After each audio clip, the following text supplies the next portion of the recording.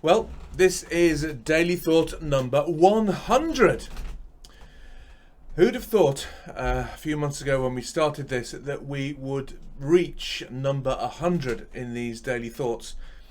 I know I certainly didn't. I do hope that you have found the last 99 Daily Thoughts to be useful, helpful, thought-provoking, whatever else is going to help you in your walk with God during these very, very difficult days. For Daily Thought number 100, though, we thought about what on earth we might do to mark the occasion. And we came up with the idea, or at least the best we could come up with, was to look at Psalm 100 for Daily Thought 100. It's a psalm that you may know well. It reads as follows. Make a joyful noise to the Lord, all the earth. Serve the Lord with gladness. Come into his presence with singing. Know that the Lord, he is God. It is he who made us, and we are his.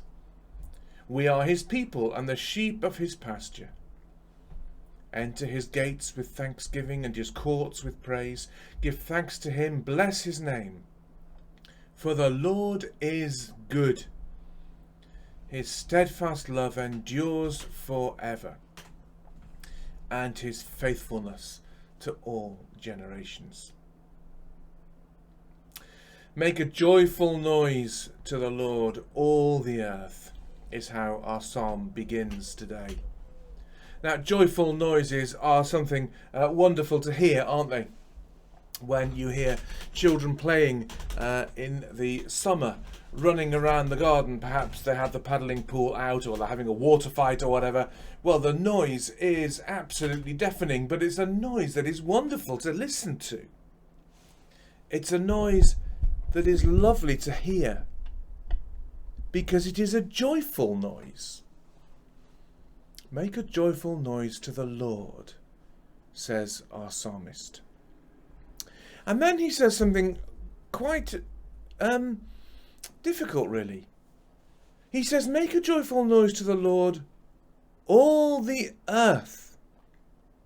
Now, I don't know about you, but I would have expected the psalmist to say, make a joyful noise to the Lord, all you his people. Or, in the context of the psalm, make a joyful noise to the Lord, O Israel, or O Jacob. But he doesn't say that. He says, make a joyful noise to the Lord, all the earth. What does he mean by that? Well, if we're to understand that, we need to look at the rest of the psalm and see what it is that's causing people to make a joyful noise. Well, he goes on, serve the Lord with gladness. Come into his presence with singing. This is a joyful noise that comes out of service to God. It's not a joyful noise that comes out of some kind of human idea of freedom of the will. It's a joyful noise that comes out of serving the Lord, who is our God. And paradoxically, in that service of God, there is real joy. When we come into God's presence, we want to sing his praises, don't we? That's why the ban on singing at the moment is so difficult for Christians to live with. It's difficult even to imagine a church service with no singing. God's people have always sung. It may not be particularly nice singing, but we've always sung. Why? Because it's an expression of what it means to serve God and to have the joy that comes from that. And the rest of the psalm is all about knowing who God is, that he is the Lord.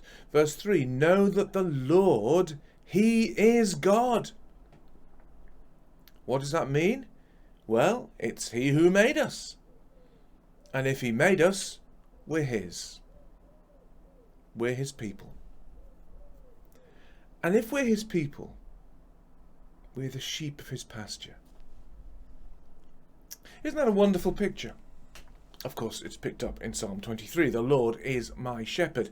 We're the sheep of His pasture, because God is not some great despot in heaven.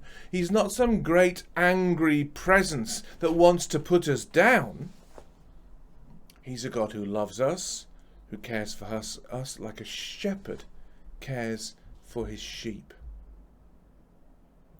Now, if that's the case, we can come into His presence not with fear and trembling when we know Him, but with joy. Enter His gates with thanksgiving, says the psalmist, and His courts with praise. Now, we can only do that if we know that God is a great God and that He is our shepherd and treats us in that way. Give thanks to Him, says the psalmist, and bless His name. Give thanks to God.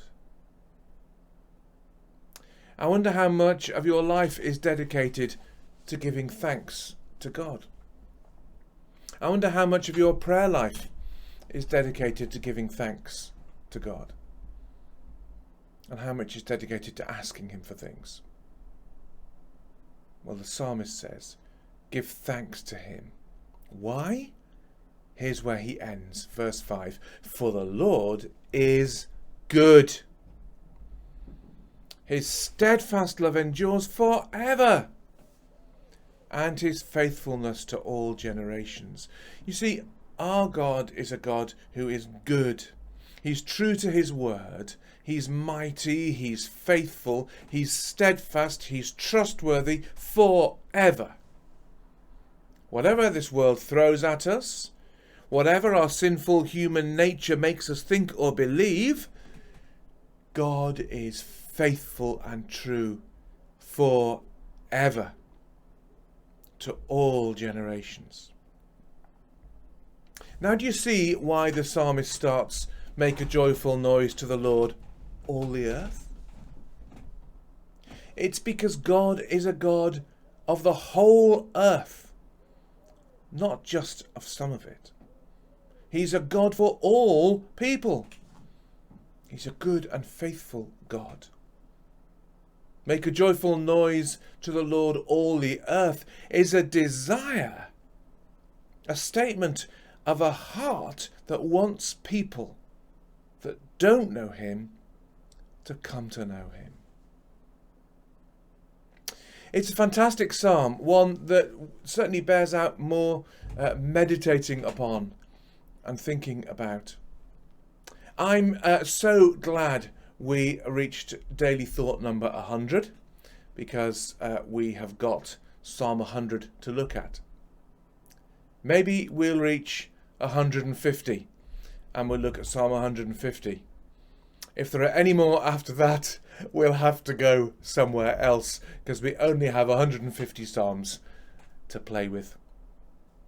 I trust that you are doing okay through this lockdown period, and you're looking forward to the day when we can come together as God's people and make a joyful noise to Him, when we can come into His presence with singing.